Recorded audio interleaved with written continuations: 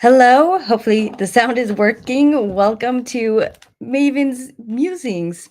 And this is just a quick video just for fun. I found some old journals of mine. This one is the one I used in the thumbnail, but this one is the one I'm going to read from today. It's when I was 16 and it's quite loved. There's lots of pictures and the pages are coming out. But yeah, quite a time. 16, at least when I was Mormon, that was the minimum age where you were technically allowed to start dating in groups. Of course, never pairing off, too young for that. That's for 18 when you're ready to get married. But anyway, um, you know, it can be fun to read from journals, I think, as a Mormon, but there's so much indoctrination clearly in here, and the church was so. I think at this part of my life, other than the mission, the church just ate up so much of my mind and my personality and just everything that I thought about the world, just all of it. I was just soaked. I was drenched in seminary, and I loved all of it. So I was an avid scripture studier. I was a scripture chase champion, and I was a pretty regular journaler, which I wish I still did. I struggle to maintain that. But I'll have to try to get back in on it. But anyway, so yeah, I guess what I'm trying to say is like little pieces are the easiest way to get through, or little chunks at a time are the best way to get through these things, because if you try to go through just like a long reading, going through it gets really sad and depressing a little bit. But this is, I guess, interesting to me to see and remember just how deep I was into things. So, first one, and this is going to be about the standards about for strength of youth.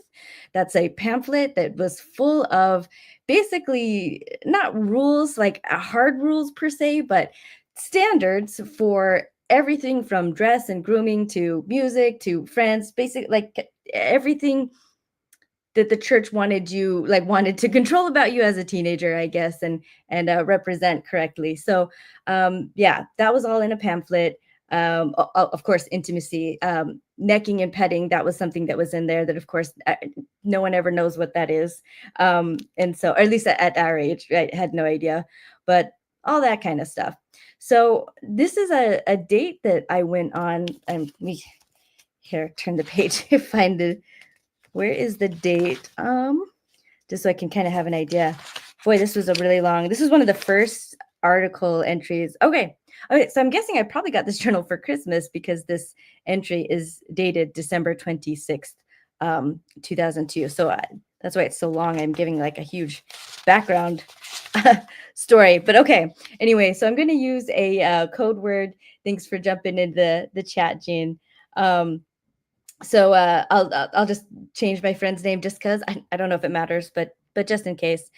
So I'm saying, well, in a few paragraphs before I'm describing this guy, we'll call him Cody.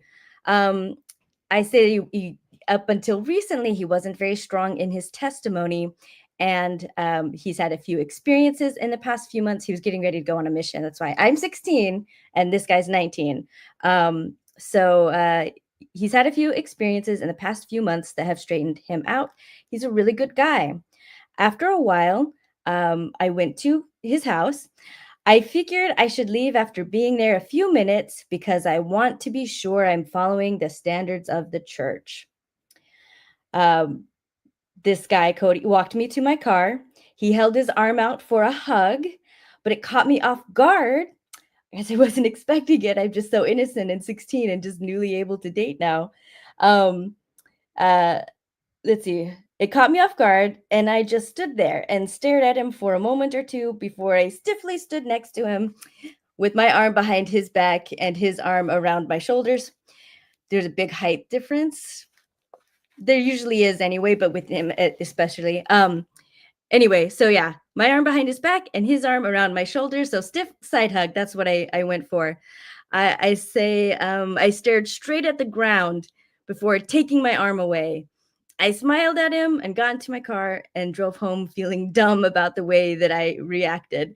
I was afraid of not meeting the standards in the For Strength of Youth booklet. So when I got home, I read through it. I realized that hugs are okay unless they're overly intimate. It's getting late and I think I've finished. So that's the end of that journal entry. And it's funny because it's full of just kind of cute stuff. Like, again, like 16-year-old me, new to dating, on a date, first time a guy's like, at least one arm. I don't remember if he just held out one arm. I guess it looks like it. One arm for a hug.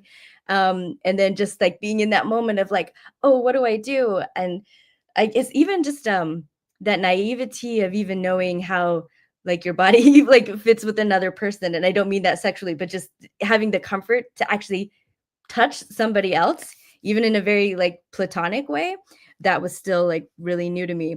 And it's in that short just a couple paragraphs, I mentioned the For Strength of the Youth like pamphlet or the standards of the church twice, like for how long I stayed at his house, and then also like for the hug, this awkward hug where I'm just staring at the ground because I'm not sure if I'm breaking rules or not. And it can't just like be hugging a guy, a side hug, an awkward side hug as it was. And I was worried that I maybe, is that even okay? And yeah. So I'm smiling, but it's kind of sad. So it's again, it's just you kind of have to find humor in these things. Um, moving forward a few more days. Now we're going to switch a little bit. I had my best friend. I'll change her name to let's see. I'll just call her Kate. We'll do Katie.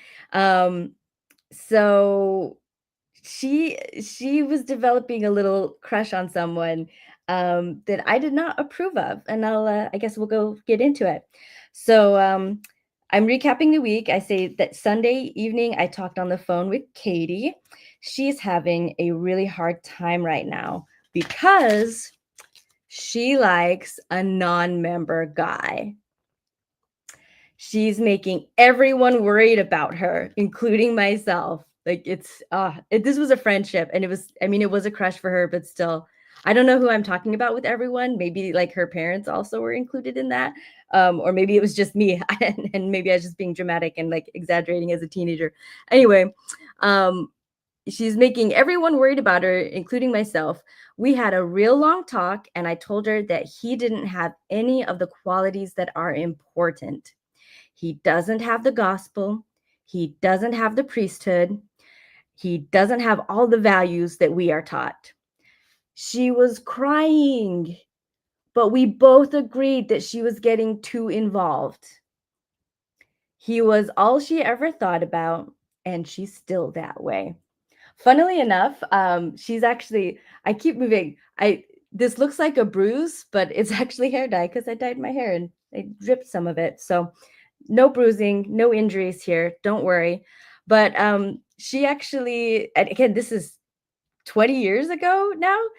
She's reconnected with this guy just as friends. Like she's married to someone else, but yeah, he just had surgery and she visited him. So it's kind of funny that like this is being rekindled, all these years later.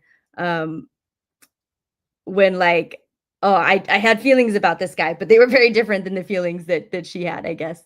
Hi, Thinking Monkey. Thanks for joining the impromptu live. So okay, let me get back into it. So yeah, so she was crying. He's all she thinks about, which is normal. That's so normal for this age. It should have been a cute thing, but instead I'm making her cry.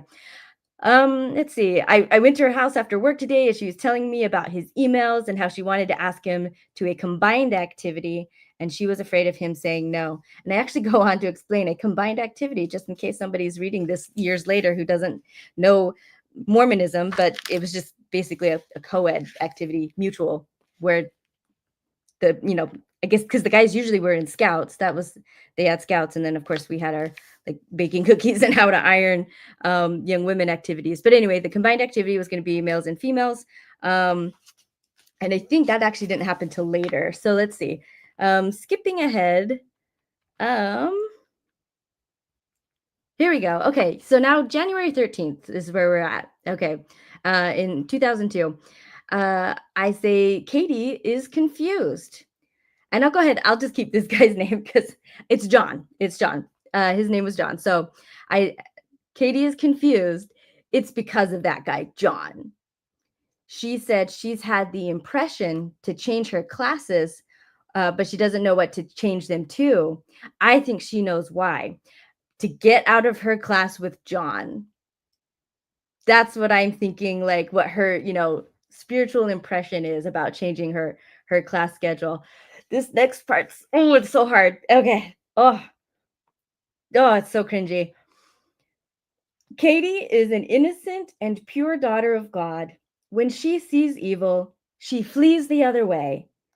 Now, how is Satan going to get near a girl like that? He has to be subtle. He has to disguise his plan as something good, something not so bad. Someone like John. I literally write that. That's what I write in here. He's not a bad person, but that's what's so confusing. She can't see her enemy.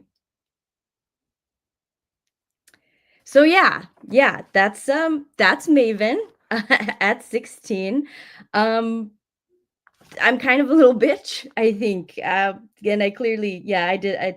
I bet. I wonder if there's more. I didn't get further in to see. But I was super irritated about this guy. He was an avowed atheist as well, and he was not at all open to gospel stuff. So I don't think he came to that combined activity, because I'll leave you on a cliffhanger for that. Maybe he did. Maybe not. I know that I visited his house um, for his birthday later on, with this friend, and his mother is a lovely person, but she was so like hippy dippy and just opposite of like the conservative mom that I was used to. Um, and I had some pretty judgy things to say about her too. I remember that, so I'm sure I'll find it. And when I do, maybe I'll do another Mormon musing. I went ahead and set up another stream for my other channel, and I don't have the link for it, but I'll I'll get that for you guys hopefully here real soon. But let's see, where am I going here? Okay. This will be on the reproductive rights channel that I'm working on. And I've changed it. Originally, it was Dear Pro Life Dad, and I decided to change it to When We Choose. I think it's a bit more broadly focused, and it just a better name for where I think I actually do want to take things with the channel. So if you subscribe to Pro Life Dad, thank you so much. I'm hoping you can jump over and subscribe to When We Choose. And if that's too many subscriptions, you can unsubscribe from the Dear Pro Life Dad one. I think I'm going to deactivate that. Maybe not. I'm still deciding. So, all right, let me get here. Okay, so here we go. Nope, that's not what I want. Apologies, guys. All right, YouTube, and put it in the chat here. And then I should be able to put it up on screen. Okie dokes. So it should be easy, youtube.com/at when we choose. I think that's going to be in an hour or so from now. I'll be there. And this will be a lighthearted one too. I'm just going to be going over the some of the songs that I find inspiring or that just kind of help me, especially when there's letdowns and whenever it seems tough or harsh or hopeless out there.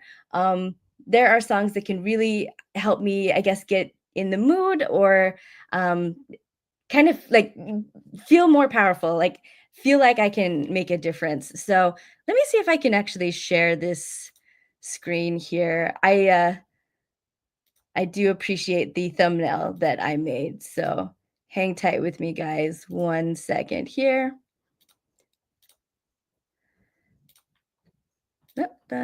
Let's see. We'll go to, okay, here we go. All right, so I think it's sharing. There it is. Rage and Rebellion, feminist anthems to fuel the fight. And I like that thumbnail. It's simple, but it's going. Oh, let me add it to the stage. Then you guys can see it. There it is. There's my thumbnail. Um, I hope you like the songs that I have to share. Hopefully some new ones. We'll have some oldies but goodies that just stand the test of time, as well as new stuff. And maybe you can post what you like as well. Hopefully I won't run into copyright issues as far as it letting me record. None of these channels are monetized yet, so I kind of figure like maybe this is a good time to do that, since Yeah, since it can't be monetized anyway, go ahead and play copyrighted songs on it. So I hope you'll join me for that. Um, okay, Gene, you're saying nope. Is that um when it wasn't up before? Hopefully you all see it now. It doesn't matter. The link is there. The link is in the chat. I guess I should put it also in the description. But hopefully I'll see you guys in a little bit for that. Thank you so much for joining.